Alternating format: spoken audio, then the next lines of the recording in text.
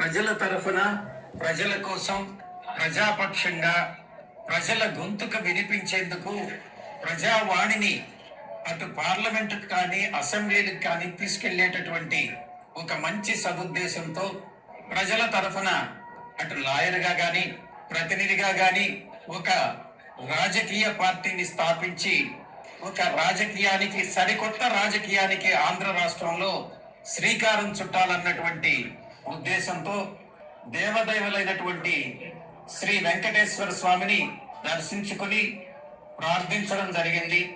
అదేవిధంగా రాష్ట్రంలో కానీ దేశంలో కానీ వర్షాభావం లేకుండా, ఎల్నినో ప్రభావం లేకుండా రైతులందరూ కూడా విజయసాయి రెడ్డి గారు అయితే కొత్త పార్టీ పెడతానని చెప్పి తిరుమల శ్రీ వెంకటేశ్వర స్వామి సన్నిధిలోనే ప్రకటించడం జరిగింది. అంటే కొత్త పార్టీ పెడతానన్న విషయాన్ని ప్రకటించడం జరిగింది. ఆ పార్టీ ఏంటి, విధానాలు ఏంటి, అజెండా ఏంటి, జెండా ఏంటి అనేది త్వరలోనే చెప్తాను. అన్నీ కూడా మీ ముందుకు తీసుకొస్తాను.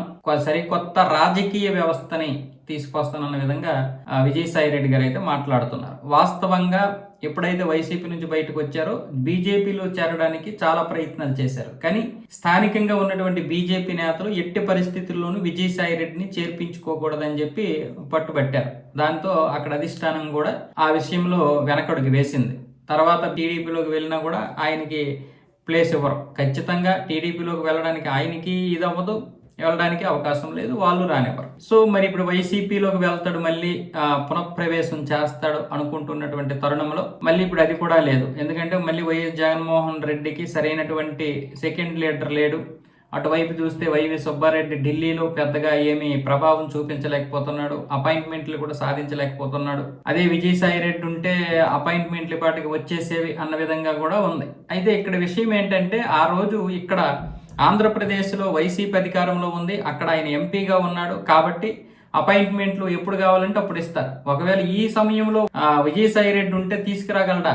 విజయసాయి రెడ్డి అయినా సరే వైవి సుబ్బారెడ్డి లాగే తీసుకురాలేడు. ఎందుకంటే ఇక్కడ రాష్ట్రంలో పార్టీ అధికారంలో లేదు, పైగా కూటమి ప్రభుత్వం అధికారంలో ఉంది. కూటమి అంటే అందులో బీజేపీ కూడా ఉంది. సో ఇలాంటప్పుడు జగన్మోహన్ రెడ్డికి ప్రతిసారి అపాయింట్మెంట్లు ఇస్తే అక్కడ కూటమిలో ఉన్నటువంటి పెద్దలు కూడా కోపపడతారు. పైగా తెలుగుదేశం ఎంపీలే ఇప్పుడు కీలకమైనటువంటి పరిస్థితుల్లో ఉన్నారు కేంద్రంలో. సో ఈ నేపథ్యంలోనే ఇక్కడ వైవి సుబ్బారెడ్డి తీసుకురాలేకపోతున్నాడు. ఒకవేళ విజయసాయి రెడ్డి ఉండి కూడా పెద్దగా ప్రయోజనం ఉండేది కాదని వైసీపీ వాళ్ళు చెప్తున్నారు.